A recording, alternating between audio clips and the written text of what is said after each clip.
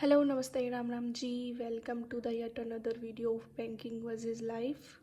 So I am a banking aspirant and कोई भी किसी भी फील्ड से है तो मैं अपना डेली शेड्यूल शेयर करती हूँ टू डू लिस्ट पे, और जो भी मेरी लर्निंग्स हैं मेरी इस जर्नी में मैं वो शेयर करती हूँ कि मेरा स्कोर क्या रह रहा है और मैं कैसे इम्प्रूव कर सकती हूँ। सजेशंस वगैरह वो आप लोग भी दे सकते हैं।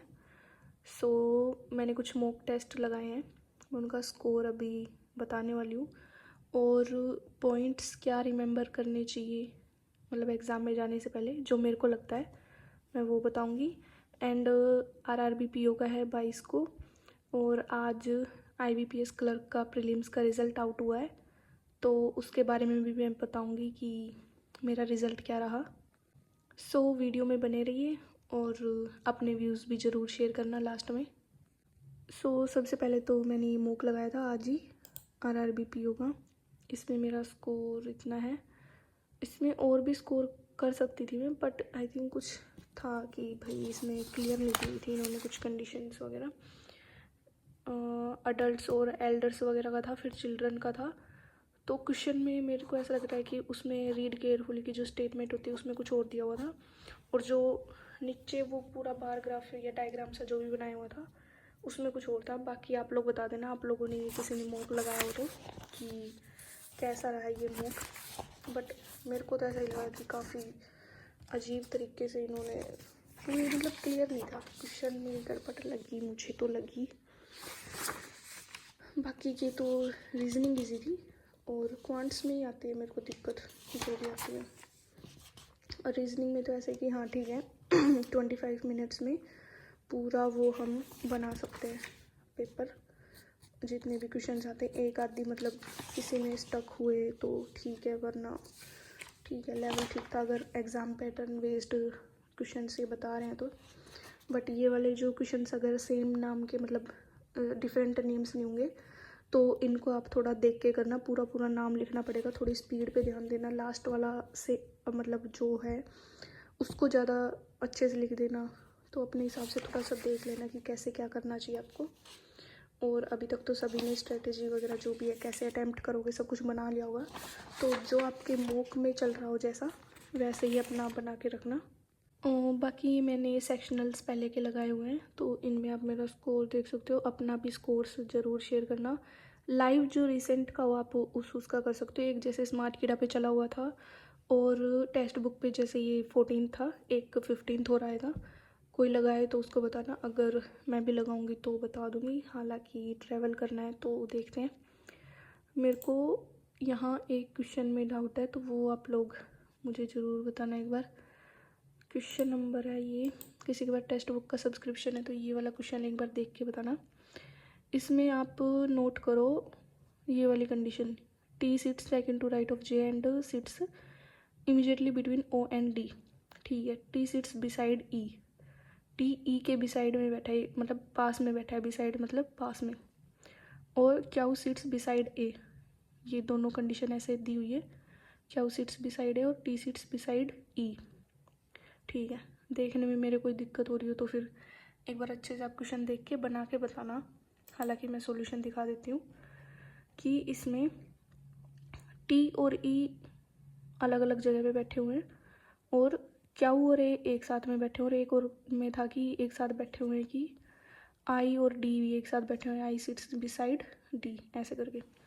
मतलब इस क्वेश्चन में कितना टाइम लगाया, 7 मिनट लगाए मैंने, 7-8 मिनट, और सिर्फ इस कंडीशन की वजह से कि भाई ये ऐसे करके हो रही है। तो एग्ज़ाम में तो वैसे क्वेश्चन गलत नहीं होगा, बट ज़्यादा कोई भी अगर ऐसे दे रहा है कि भाई ये वाला क्वेश्चन नहीं बना या फिर कुछ भी, तो छोड़ दो क्वेश्चंस वगैरह, एनालाइज वगैरह ठीक है मत करो, पहले वाले एनालाइज भूल जाओ। अभी जो रिसेंट में लगाया है उसका एनालाइज करो कि उसमें आपका स्कोर कितना आ रहा है।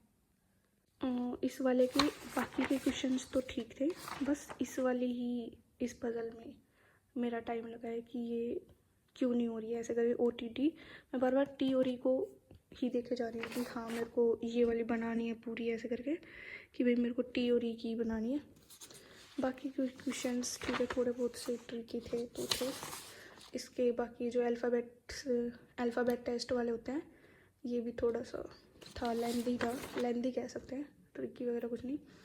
दोबारा मैंने ये बना के देखा है क्वेश्चन, बट ये फिर मैंने बाद में देखा है कि हाँ ठीक है, क्वेश्चन में कुछ हो सकता है। बाकी आप लोग बता देना आप लोगों को क्वेश्चन बन जाए ये जब। और ये टेक्स्ट बुक का तो हो गया, चलो उतना ही था। सेक्शनल्स मैंने पूरे नहीं लगाए, क्वांट्स का भी एक दो लगाए होंगे, वो भी ख़राब हो गया था। क्वांट्स लगाते टाइम तो पता नहीं क्यों इतना डर सा लग जाता है।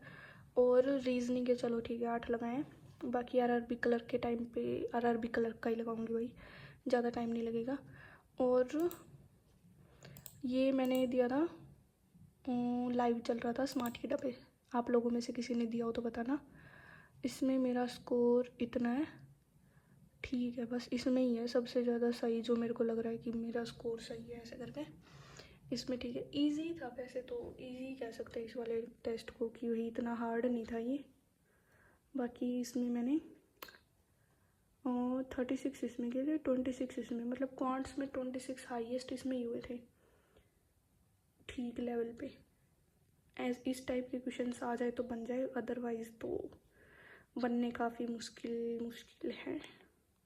और ये मैंने स्मार्ट किडा पे बस इतने मूक लगाए हैं, 5 मूक मैंने स्मार्ट किडा से लगाए हैं। बाकी सेक्शनल और जो लाइव वगैरह चले हैं वो लगाए हैं।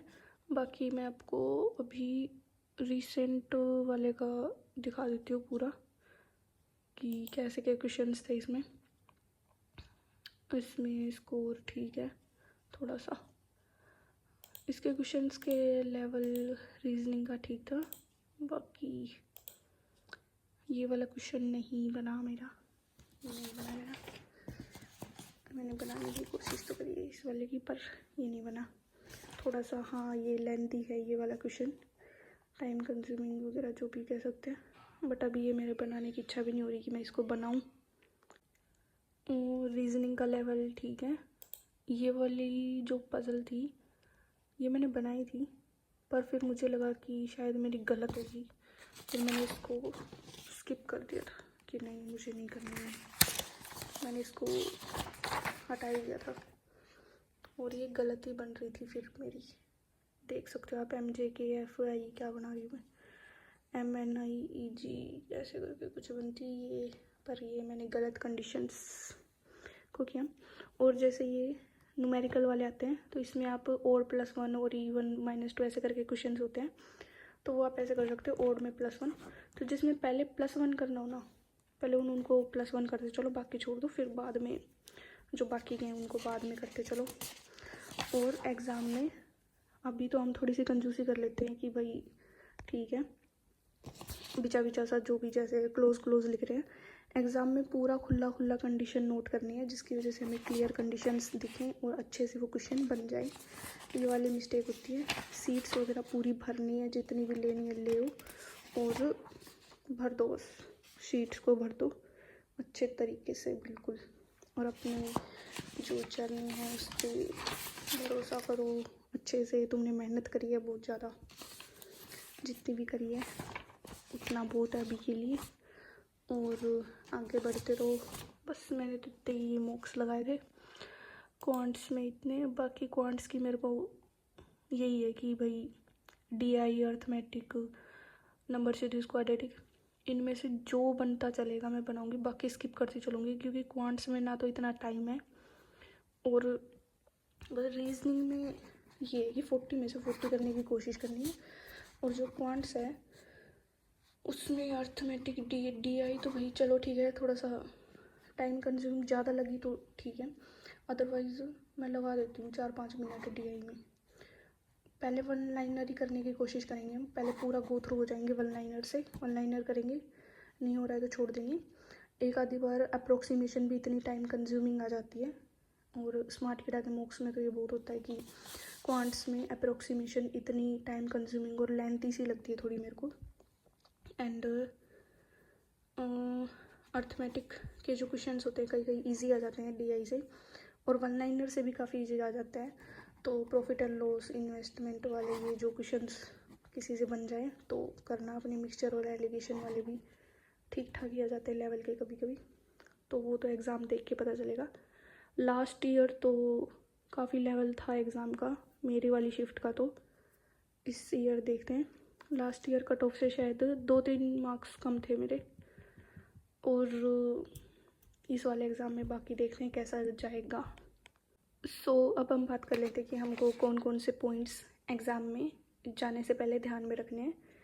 सबसे पहले तो कोई भी क्वेश्चन आ जाए, आपको पजल्स हैं तो उनकी कंडीशन अच्छे से पढ़नी है, उनको बिल्कुल खुला खुला नोट डाउन करना है कंडीशंस को, और पेज की टेंशन नहीं लेनी, बिल्कुल ऐसे बिच बिच करके जो सिलोक्स के भी क्वेश्चन होते हैं कई वो हम बिल्कुल मतलब अजीब तरीके से नोट डाउन करते हैं, तो पूरा बड़ा पूरा पेज कवर कर सकते हो आप, जिससे कि आपको क्वेश्चन क्लैरिटी होगी और कंक्लूजन आप अच्छे से दे पाओगे।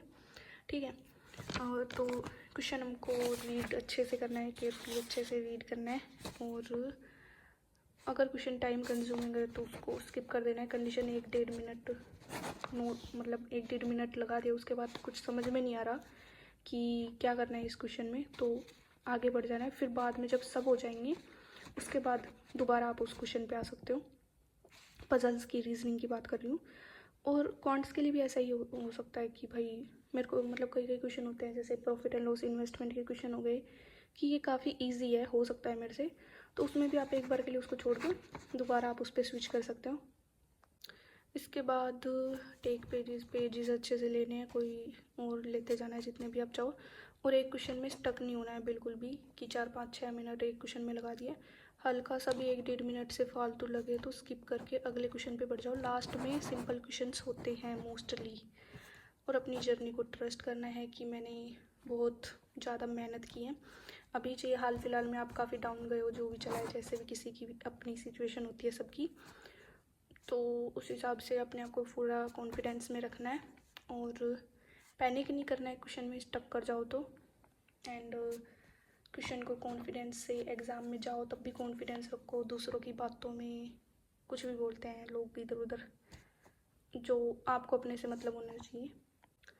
इसके बाद आपको याद रखना है कि टाइम जा रहा है, बढ़ते रहो स्किप कर करके, क्योंकि वहाँ पे ये कोई नहीं बताएगा कि ये वाला क्वेश्चन छोड़ दो टाइम जा रहा है। मोस्टली यही है पूरे ओवरऑल बैंकिंग का और इन एग्ज़ाम्स का, यही है कि आपका टाइम कंज्यूमिंग मतलब फंस जाते हैं। क्वेश्चंस बहुत इजी होते हैं, बहुत इजी।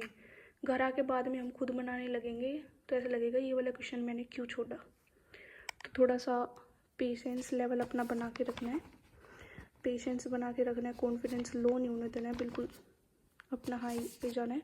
स्लोक्स के जो क्वेश्चन है उनको खुला खुला अच्छे से कंडीशंस नोट करनी है, ऐसे ऐसे करके। कई बार क्वेश्चन ऐसा जाता है कि सम बी आर नोट ए या सी डी कुछ भी, तो इसको सम को कर देना है। कई बार हम पूरा ही ऐसे कर देते हैं, तो ये थोड़ा ध्यान में रखना है।